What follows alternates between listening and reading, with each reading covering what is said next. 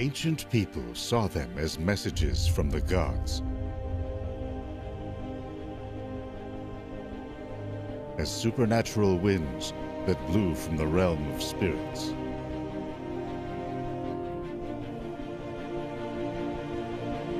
Modern science has linked these polar light shows, called auroras, to vast waves of electrified gas hurled in our direction by the sun.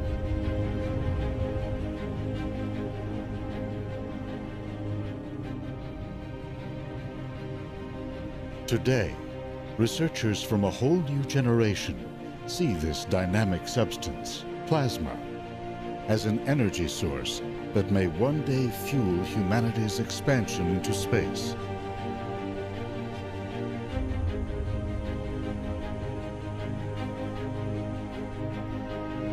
What can we learn? And how far can we go?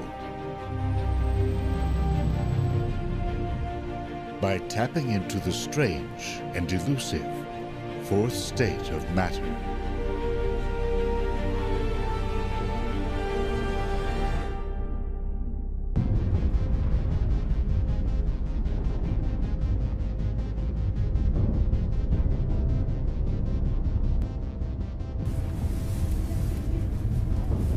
A small cadre of scientists has come to Fairbanks, Alaska, to realize what may seem an impossible dream: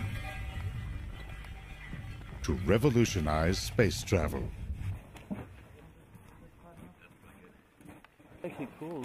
Dr. Ben Longmire and his team from the University of Michigan have designed a whole new type of rocket engine that promises a faster and more efficient way to get around in space. They're here to test components of this rocket by sending them aboard helium balloons to an altitude of 30 kilometers into the harsh environment of space. Above the North and South Poles, conditions are about as harsh as you can get.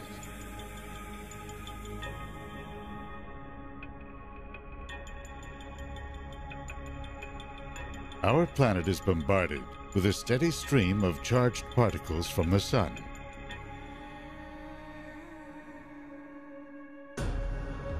Earth's magnetic field accelerates and channels them, turning the night into a spectacle of color.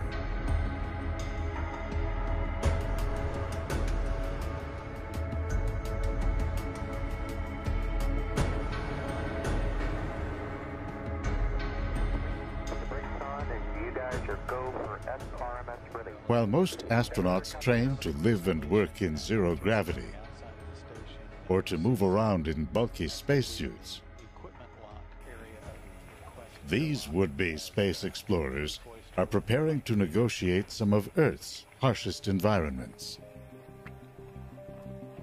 Once they launch their payload, it will rise slowly into the upper atmosphere.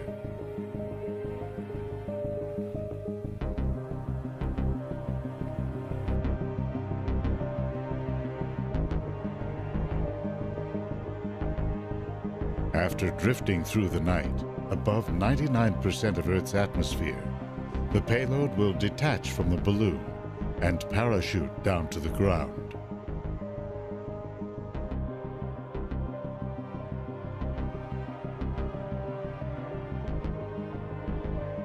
The team must be prepared to retrieve it across a large stretch of Alaska's snowy wilderness.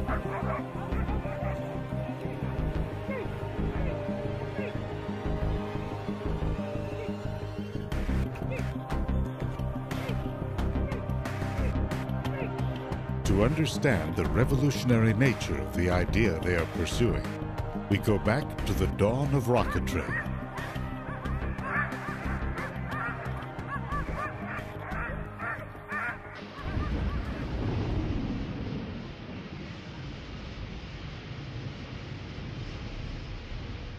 In over 100 years, the technology of a rocket has hardly changed. Fill a cylinder with volatile chemicals, Contact! Yes, then ignite them in a controlled explosion. The force of the blast is what pushes the rocket up.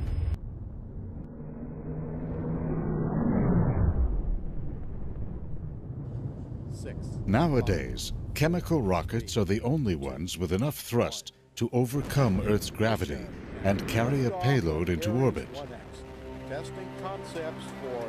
But they're not very efficient. The heavier the payload, the more fuel a rocket needs to lift it into space.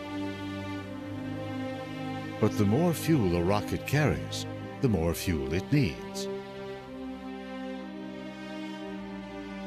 One of the fabled Saturn V rockets of the Apollo era, for example, weighed in at 177,000 kilograms.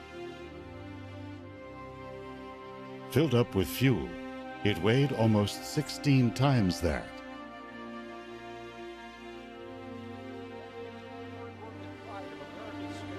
The space shuttle, with maximum payload, weighed about 100,000 kilos. Add tanks and fuel, and it lifted off at 2 million kilograms.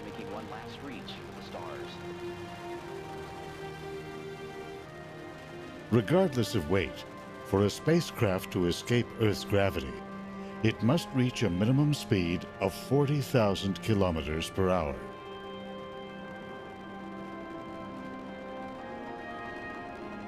The energy needed to do that meant there wasn't enough fuel for a sustained acceleration to more distant planetary shores.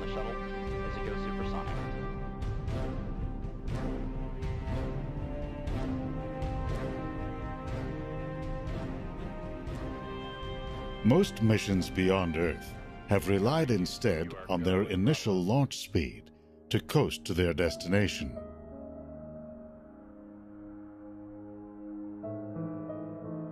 The twin spacecraft of Voyager, for example, did not have enough speed to reach their current positions at the edge of the solar system. To give them a boost, flight planners sent them into Jupiter's gravitational field, using its pull to slingshot them out to Saturn. Voyager 1 used Saturn to accelerate to almost 63,000 kilometers per hour. Voyager 2 got further assists from Saturn and Uranus.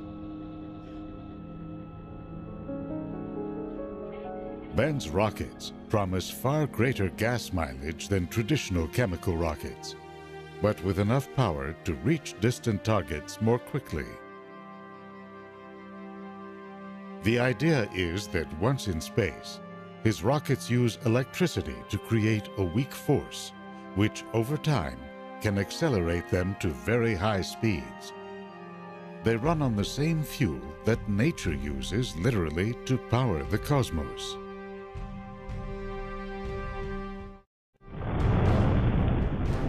Not long after its explosive beginnings, the universe was awash in vast stores of hydrogen gas. But even as the universe continued to expand, gravity drew clumps of matter into ever denser concentrations. The earliest stars took shape, immense balls of hydrogen gas hundreds of times the mass of our Sun. As they contracted inward, they heated up and ignited. Intense radiation now began to flow through the voids. That had the effect, all through the universe, of stripping electrons away from the primordial gas.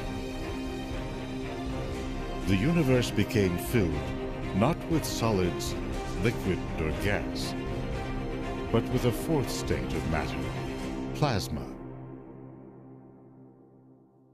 On our planet, plasma occurs only in rare circumstances. In a hot flame, a bolt of lightning, or in a blown electrical transformer. Made up of negatively charged electrons and positively charged ions, plasma is in most cases electrically neutral, since the charges balance each other out. That led the physicist Erwin Langmuir in the 1920s to compare it to the clear liquid plasma that carries blood cells through our bodies.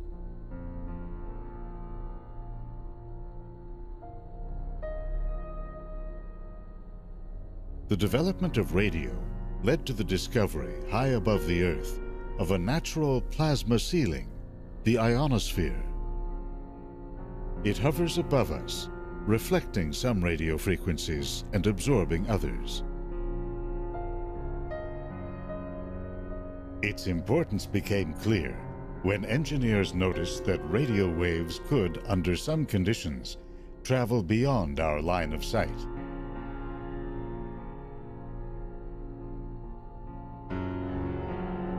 They discovered that signals could be bounced deliberately off this conducting layer in what's called skywave propagation.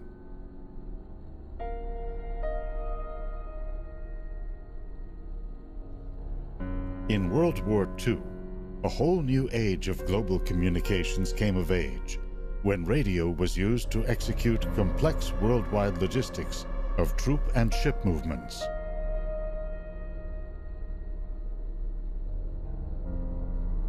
The presence of the ionosphere is due to a steady stream of charged particles, or plasma, that comes from the sun.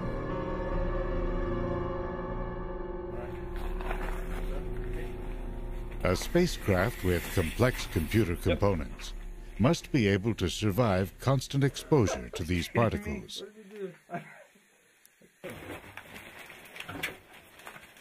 As part of their design process, Ben and his team want to test some of the specialized components of their rockets in the plasma-filled environment of our upper atmosphere. Got it down, I think it's just the sun. Yeah, I think that one's okay. Alright, yeah. I'll wrap the middle one though. Or I can just wrap it. These components will be mounted on a simple frame attached by rope to a high-altitude balloon. Hold on, they're not oriented the same. The frame is also outfitted with an array of novel sensors to take independent readings. One holds a colony of bacteria.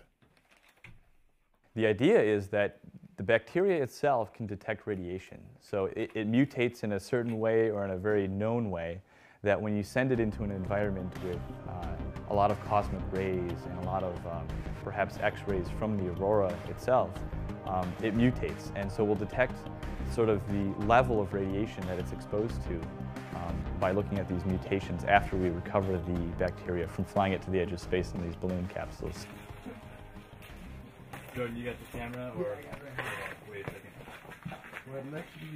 Another is a series of tiny GoPro cameras converted to record the intensity of infrared and ultraviolet light, normally hidden from the human eye. We want it to kind of puff up so we know it's replaced all the air. The team uses argon gas to insulate instruments against the cold, with chemical packets added for warmth. So this test, we're doing normal video, version 70 firmware. They stabilize the frame with tiny gyroscopes and outfit it with GPS devices for tracking.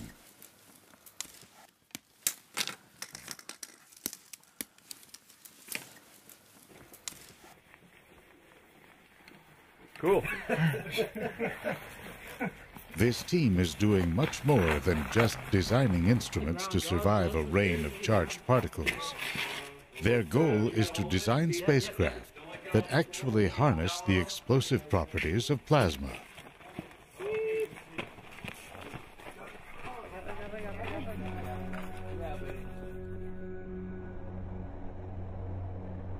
Unlike most matter on Earth, plasma conducts electricity and responds to magnetic fields.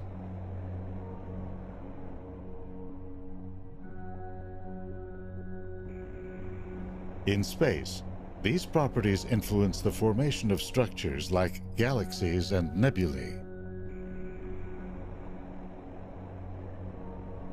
and they play a role in some of the most violent processes in the universe, such as the formation of a black hole,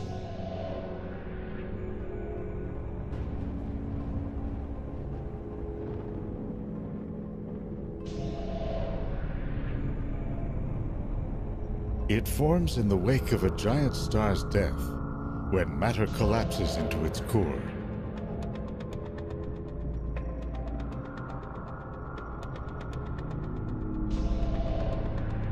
It swirls in along what's known as an accretion disk. Magnetic fields take shape on the disk, rising and twisting around the polar regions.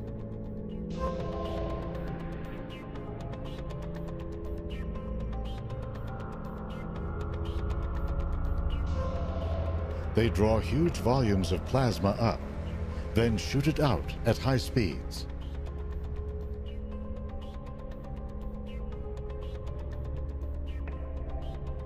These plasma jets can extend far beyond the largest black holes. You can see them blasting continuously from the centers of galaxies, reaching thousands of light years into space.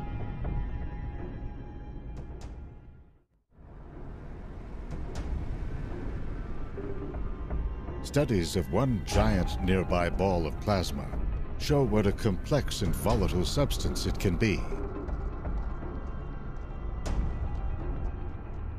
In the core of our sun, high heat and crushing pressures cause hydrogen atoms to crash together. That sets off a nuclear reaction in which hydrogen atoms fuse into heavier ones like helium and carbon, generating heat. This heat slowly rises to the surface of the sun in vast plumes of plasma. You can see evidence of this process, called convection, in a pattern of ever-evolving blobs known as granules. They are like the tops of thunderstorms. Even as energy builds within, the sun's gravity and density can stifle its escape. What carries it out are magnetic fields.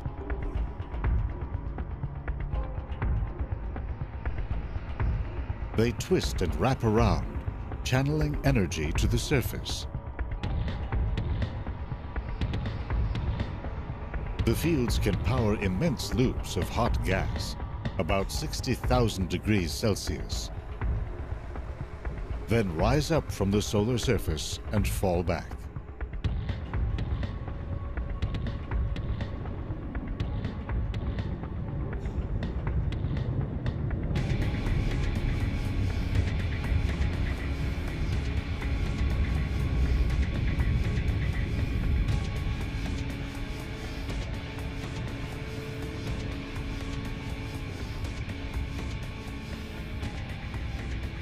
The largest eruptions, called coronal mass ejections, can reach up to 3 million kilometers per hour as they hurtle out across the solar system.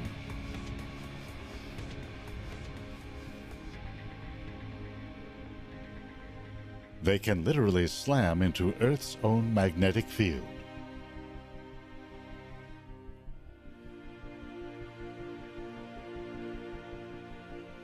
Because solar particles are charged, a portion follows the orientation of Earth's magnetic field lines. Finding an opening at the poles, they race down into the atmosphere.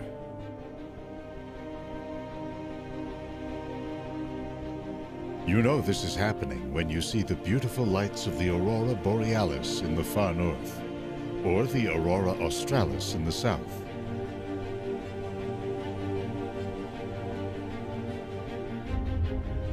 They appear when charged solar particles collide with oxygen molecules in the upper atmosphere, causing them to glow blue, red, and green depending on altitude.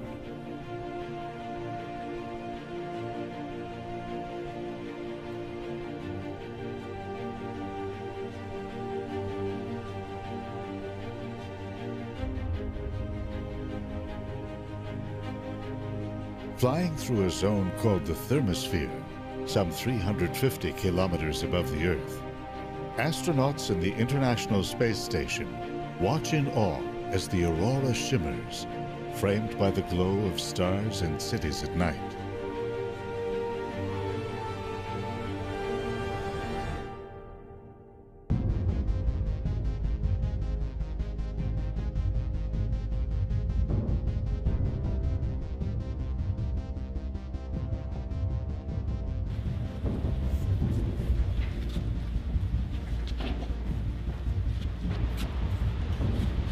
Back in Michigan, Ben and his team have set up a lab to pioneer a whole new generation of plasma rocket engines.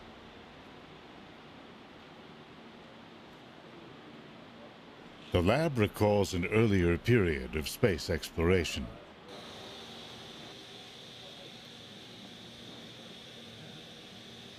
It features a giant vacuum chamber built in the 1960s in hopes of winning a contract to test Apollo moon rovers. As part of all the facility upgrades that Roland has done for the X3, some of these should be able to... The chamber has given this small university team the ability to accelerate their research into the physics of plasma and rocket engine design. The tubing for the gas lines don't affect the thrust measurement. So by having these extraordinarily flexible wires, these wires...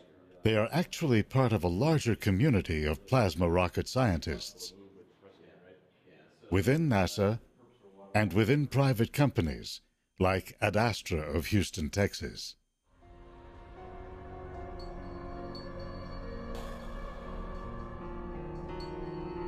Because plasma does not occur naturally on Earth, the challenge is to create it, then harness it.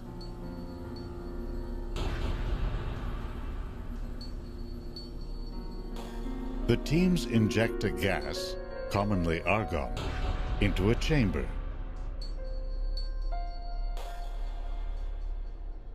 They bombard it with radio waves, which strip electrons from the gas and turn it into a plasma.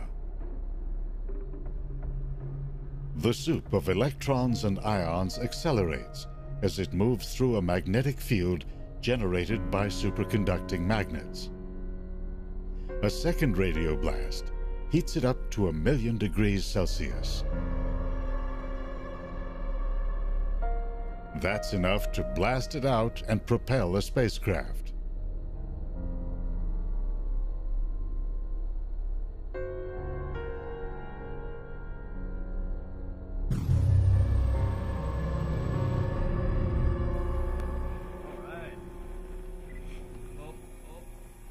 The idea of using plasma to power rockets is not a new one. Over here? Yeah. Okay. 3, 2, 1. Go! No spin, look at that. The Polish physicist Stanislaw Ulam is said to have been inspired by atom bomb tests in the 1940s. He speculated that waves of plasma from small nuclear detonations could propel a spacecraft to extreme speeds. In the 1950s, that idea animated dreams of exploring the solar system in spacecraft like this 360-ton Mars-bound vehicle.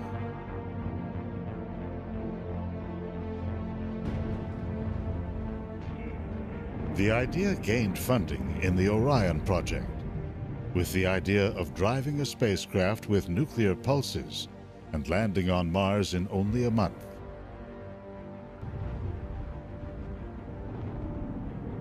Concerns about radioactive exhaust helped doom the project.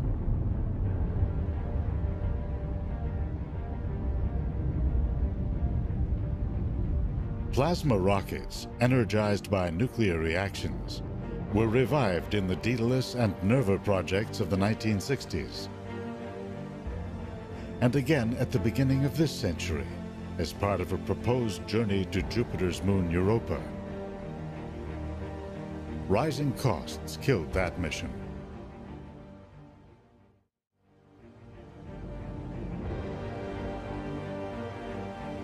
Newer plasma rocket concepts have switched to solar energy to power their engines.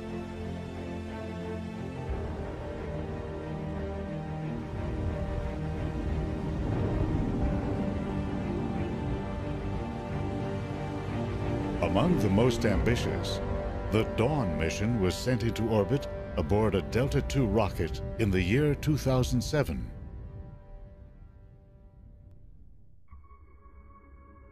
It then headed out on a 10-year mission to the asteroid belt. It uses only about 10 ounces of xenon gas fuel per day. With engines designed to fire for over 2,000 days, over time, it is expected to gain an additional 38,000 kilometers per hour.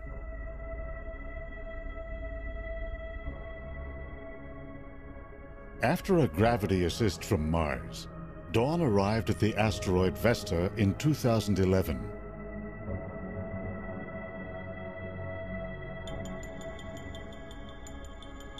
It spent a year mapping its surface and seeking clues to its interior structure.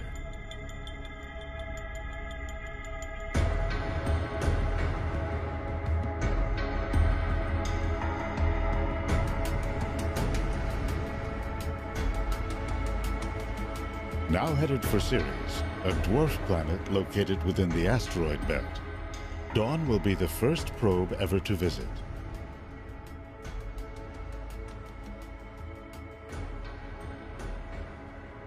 Made up of rock and ice, Ceres may well have an internal liquid ocean.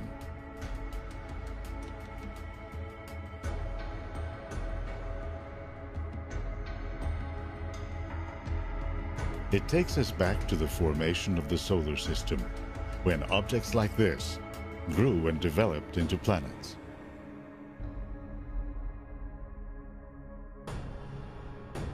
Long-range missions like Dawn are just one of many uses for plasma rockets. So NASA launches spacecraft with ion engines and Hall thrusters on board.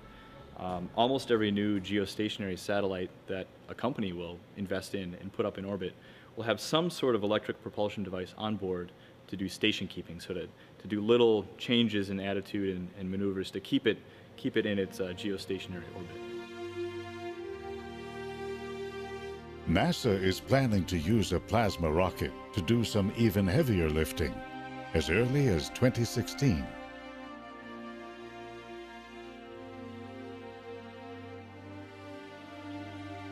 Flying at an altitude of 350 kilometers, the International Space Station whips around the Earth every 1.5 hours. To stay aloft, it must maintain a speed of 28,000 kilometers per hour. But its solar panels and crew modules smack into so many tiny molecules in the upper atmosphere that it gradually slows down and loses altitude. To stay aloft, the station uses up around 4,000 kilograms of fuel per year. That fuel must be flown up from Earth, which in turn reduces the amount of food, water, people, and equipment that a resupply mission can deliver. The idea is to use a plasma rocket to help boost the station to a higher altitude, powered by electricity generated by solar panels aboard the station. Plasma rocket builders like Ben hope to one day scale up the technology to power a long-range human mission.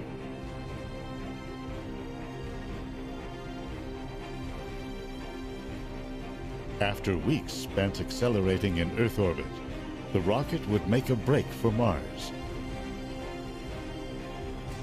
Cutting flight time from a year to several months would lower costs and crew hazards. In the meantime, Ben has his sights set on what he sees as an even larger revolution in space exploration. Using plasma rockets to power a fleet of miniature spacecraft.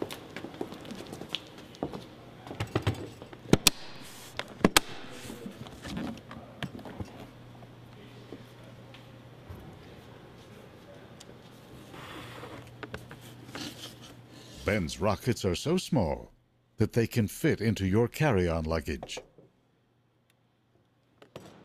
So here we have a CubeSat. This is a small spacecraft. Its total mass would be something on the order of 5 kilograms, so it's about 10 pounds. It's 30 centimeters by 10 by 10. This is considered a 3U spacecraft, so 3 units of 10 by 10 by 10. And we'd like to send this small spacecraft up with one of our new propulsion elements in it. This is a rapid prototyped propellant tank. So we would use this tank to store our propellant. Initially, we have an idea to use a very simple propellant. The NASA craft Dawn uses the inert gas xenon as fuel. Ben's team has turned to another type of fuel that's more compact, can store more energy, and is less volatile. Distilled water.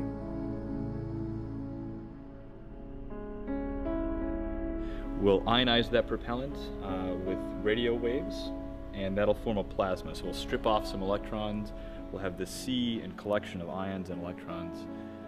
We then accelerate, we superheat that plasma, and then we accelerate it through a magnetic nozzle. So the plasma never touches a material boundary, so it doesn't cool off.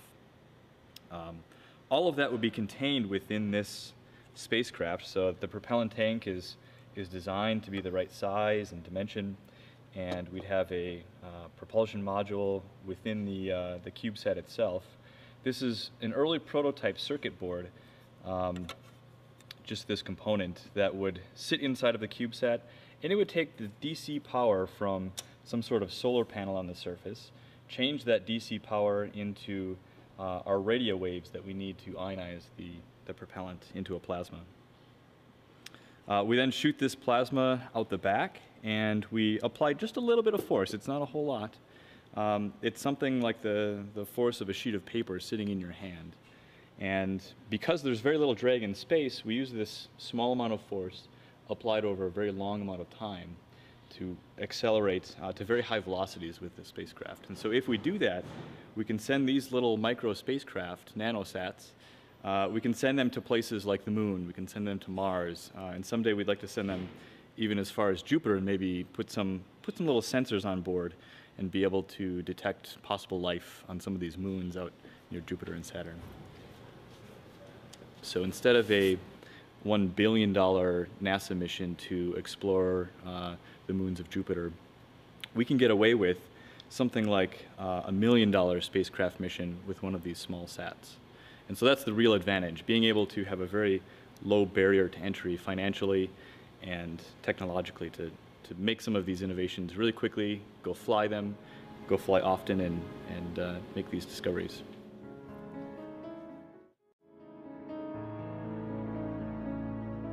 Already, hundreds of micro, nano, and even smaller satellites are in orbit. They get into space by piggybacking on commercial or government launch vehicles.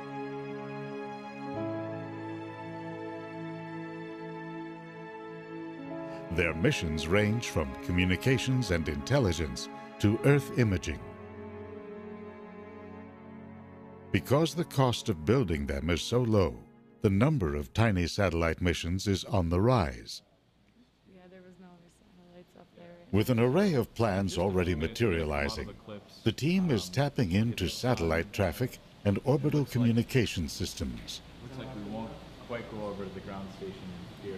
Ben and his team plan to start with a series of orbital missions, then to go interplanetary. So you can see here some of the technology we're working on. So this Ben is imagines that his little group could take center stage in a project that space visionaries have long seen as essential to the quest to extend our eyes and minds across the solar system. Guide the plasma out through a magnetic nozzle. Recently, we also envisioned that a large cadre of these small spacecraft could form what would be an initial interplanetary internet. So you can think about a large number of these spacecraft orbiting the Earth, orbiting the Moon, being spread out between the Earth and Mars, and providing little data relays between all of those positions so we can get a lot of data back and have the beginnings of a real solar system internet going beyond the Earth. Well, as long as it's peaking like that, you have to shorten it to get into the groove.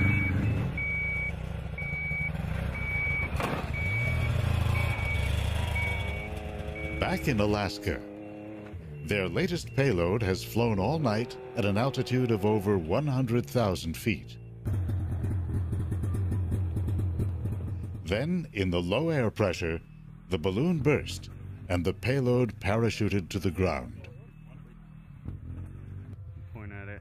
Yeah, so this is our Garmin GPS. We've got a waypoint. From GPS signals given off by the payload, they have a good idea of where it is. Plugged in the coordinates, and this is going to be an all-day adventure. It sounds like we've got 5 miles. But that doesn't mean retrieving it will be easy. It's going to be rough going at No, the we're end. right here. And you see where it says Sled Road? Yeah. That's the trail we're going to be following down. Oh, wow. John knows where there's a cutoff that's going to take us off that Sled Road over to Dune Lake. And this little pond or lake right here, just to the west, maybe about a mile north, is where we believe the target is. The payload to be, yeah. So we're going to come down here, we're going to look for the turn, head out to Dune Lake, and then we're going to be off trail from here all the way up to here. Wow, okay. It's about 5 miles. All right. And then we're going to have, both Hans and I have these GPS locator devices. So we've got our first payload, Aurora 1, that we're going to go recover and track. We are going to use these snow machines to recover. We've got 2 expert guys that go track these for a living. Sort of, one guy's a retired helicopter military pilot. And we've got GPS units, all the coordinates plugged in. We're about 26 miles from here as the crow flies. We're about 35 miles by trail, last 5 miles being really off trail, so we're gonna have to break some new trail. The plan is to navigate well-worn snow trails and get within striking distance.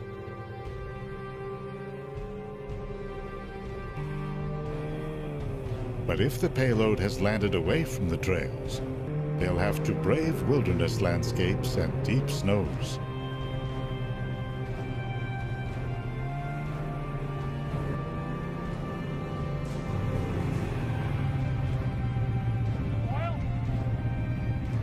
Payload is marked with that dot. Oh, so we are heading down south. We are on this road.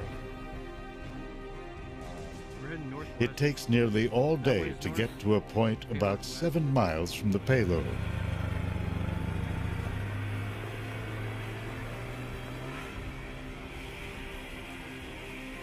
Team members set out across hills and ravines.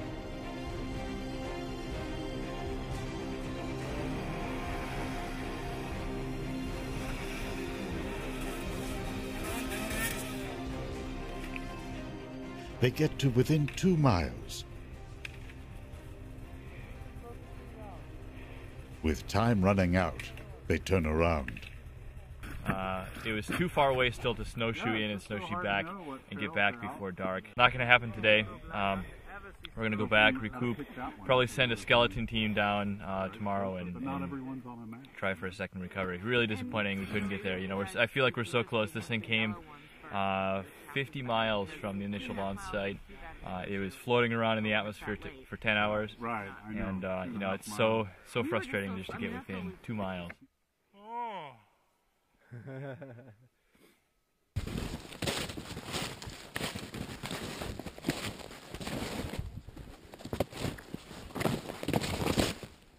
The next day, a long hike on snowshoes finally gets them to the payload.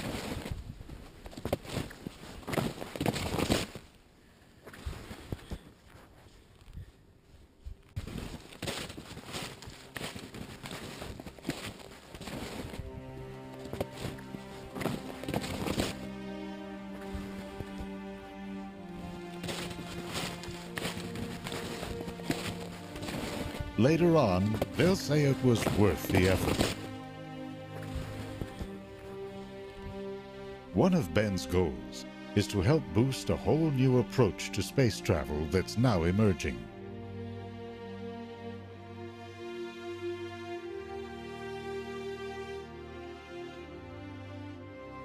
May 2012 marked a major milestone in the rise of free enterprise in space.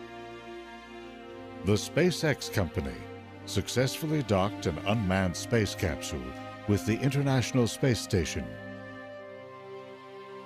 It followed that up 6 months later with the first commercial resupply mission. And launch of the SpaceX Falcon 9 rocket as NASA turns to the private sector to resupply the International Space Station. That's just the beginning. NASA is looking to companies to supply orbital launch services and to be long-term partners in future manned missions beyond the moon. Hoping to make big bucks, companies are developing orbital habitats and space planes, laying the groundwork for missions geared to mining, exploration, and even tourism.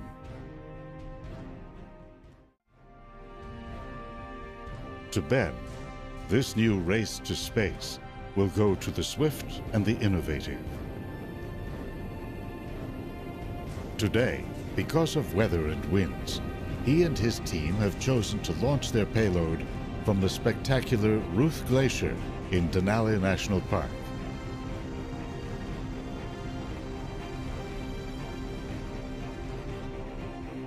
Amid the rugged terrain, this immense river of ice sweeps down into a perfect natural runway.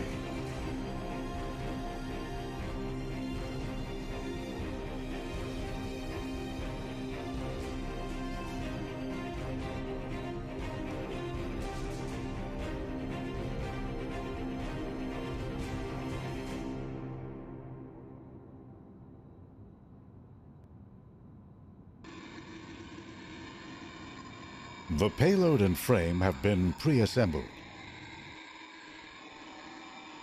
The team makes a few last-minute adjustments.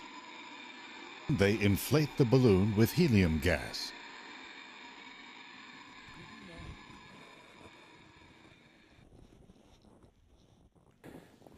With dusk approaching, balloon and payload are ready.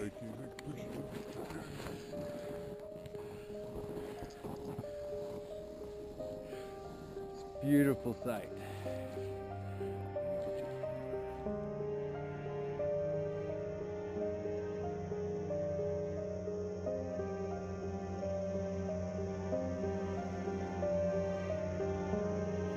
Got positive buoyancy.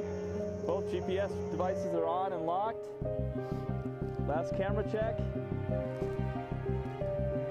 Do a pan of the team.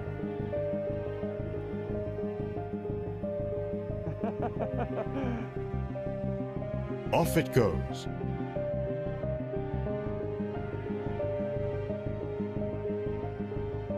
The balloon drifts up through the dense polar air.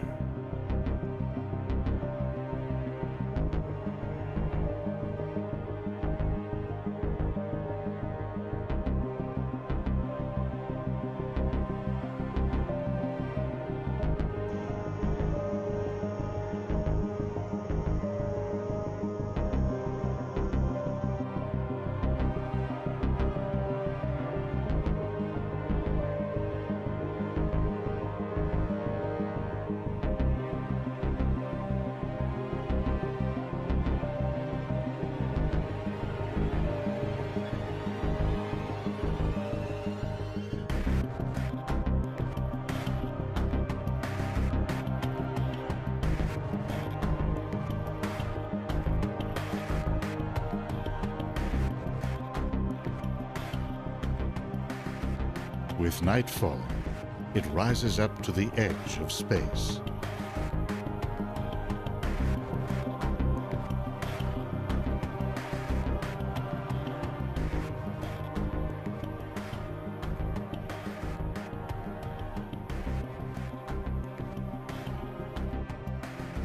Meanwhile, overhead, a solar storm is raging.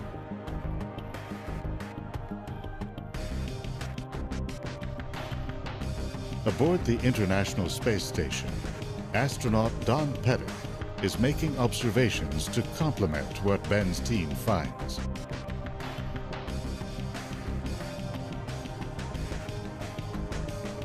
He passes over the Arctic several times during the balloon's flight.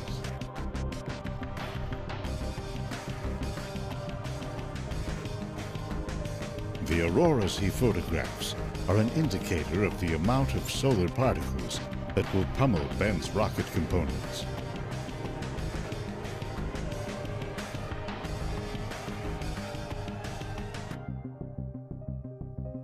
This is a time of high solar activity, approaching the peak of an 11-year cycle.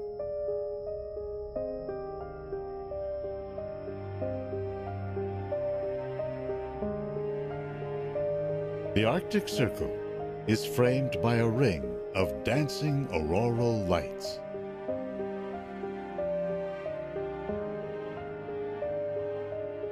Curtains of green and red and blue drape our planet's graceful curve.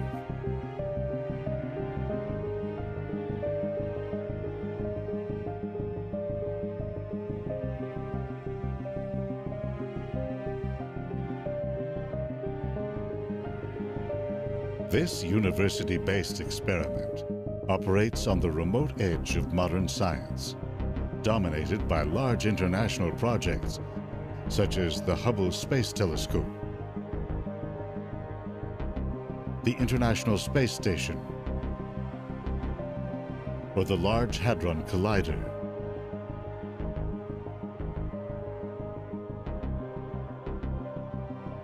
So this technology that we're trying to miniaturize is significant in the sense that it sort of opens up new frontiers in the same way that miniaturizing computer technology to a point where it fits in your pocket. So everyone carries around a cell phone. They have these miniature computers. It does a lot of data processing. It gets you to your destination by GPS. That sort of technology didn't exist 20 or 30 or 40 years ago when you had these big mainframe computers that were at national labs. So we're trying to change the paradigm of space exploration from the national lab case to the cell phone case, the miniature case, to be able to do a lot more things and improve our capability as a species.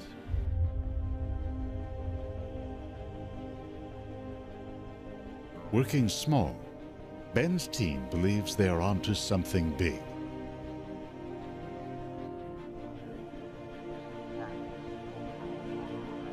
Their goal is not only to open new avenues of space exploration, but to actually seize the initiative.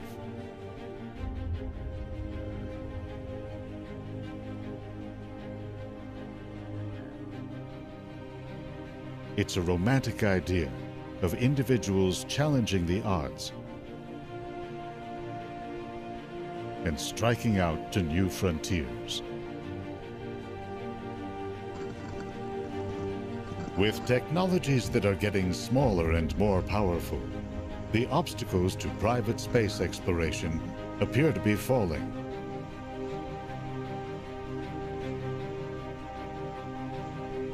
Who will hold back this new breed of explorers?